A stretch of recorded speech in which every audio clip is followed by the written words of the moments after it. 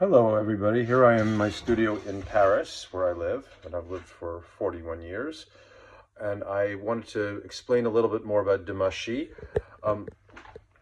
I've played Demachy like all of us since as long as I played the viol from the 1970s. I think I discovered Demachy from Jordi Saval's record in 1977, and I've been playing his music ever since. I'm playing his music now, especially since I've been working for the last few years on Lyra music, Ives and Coleman and Corkine, etc. And since I think the tablature music by Demachy is really in the same line, it's sort of the continuation of the English Lyra music, ornaments, everything, the left hand. It's interesting to play his music after having worked on all of that Lyra music for the last few years.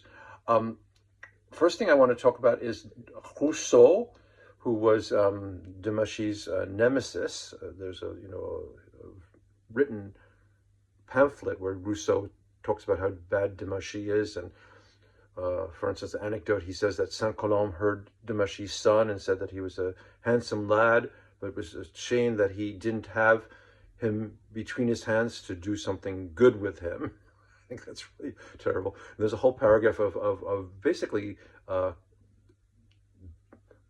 curse words against Demachy by Rousseau, saying that he, the man that would scare the devil, and Dr. Fariol, I don't know what that means. We never say that anymore in France, but a whole paragraph of curses. But in any case, Rousseau, in his treatise, which I have here, let me try to show you on the screen. There's the treatise. He says that the difference between the viol and the violin is that you push for the strong bows on the viol and you pull on the violin. And what he says, I'll read in French.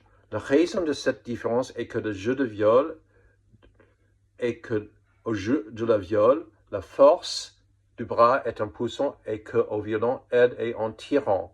Of course, the different manière de tenir ces instruments.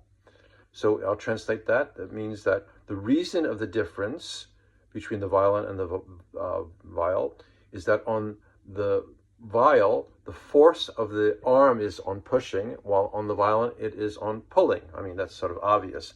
But he makes a long blah, blah, blah for pages about how the push bows should be always on strong beats. For instance, he says here at the end of this page, which is page 108, au signe majeur ou des quatre temps qu'on trouve des noirs dans le premier et le premier ou le troisième partie de mesure, il faut commencer en poussant.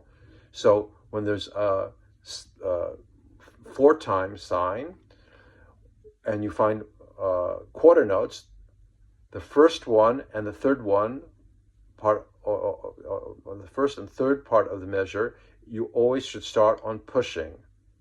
So, I mean, this goes over and over, and it gives examples with 8th notes and 16th notes and whatever. In any case, if you follow Marais, Bowings, or Forqueray, or anybody, Capus, Quai de Valois, it's always push bows on strong beats. Now I'll make the second part of the video. So I'll stop this talking and play. Here's the second part of the video. This is a French viol from 1741 by Salomon. So Demachy probably did not know it, but it's French. Here I'm in Paris. What could be wrong about that? So here is the first Demachy suite and tablature in D minor. So he writes push at the beginning of the piece.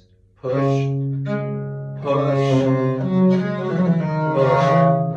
push, push, push. So the beginning of each measure is on push, like Rousseau says in his book. In the second part, he writes push, push. Everything is absolutely as it should be.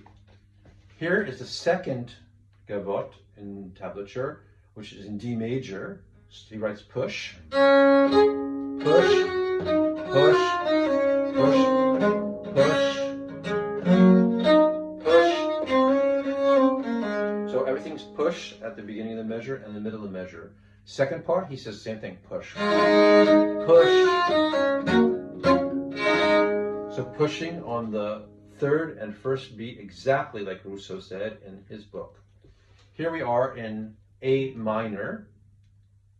Demachy writes push on the first beat of this A minor gavotte in tablature. Push, push, push,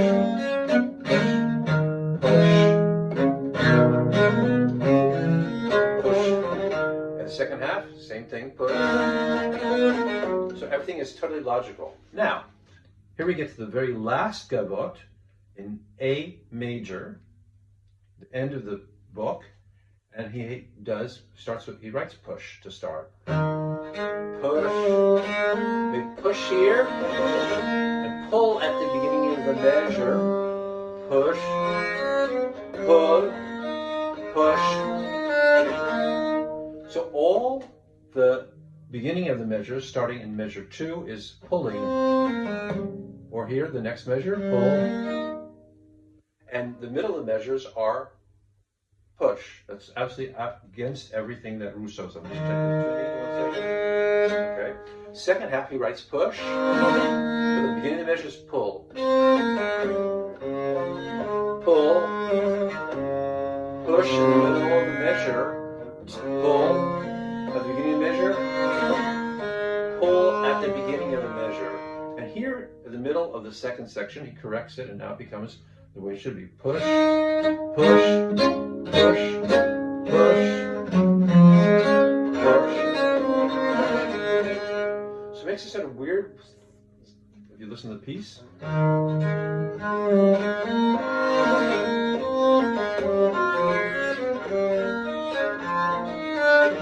Second half, push.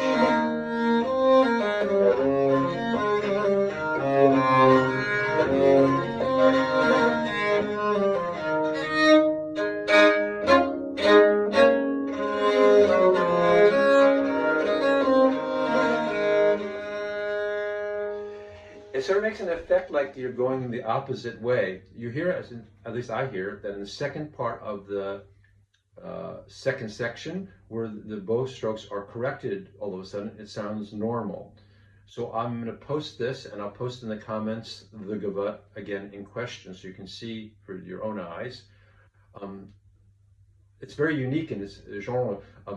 As you know, I've specialized for the last half century in French 17th century violin music, like starting with Hautman and Dubuisson and everything. And this is something very rare to see. This is something very innovative. It's the very last gavotte in the last suite in Demachy's book, and I guess he's experimenting with bow strokes. I have no idea.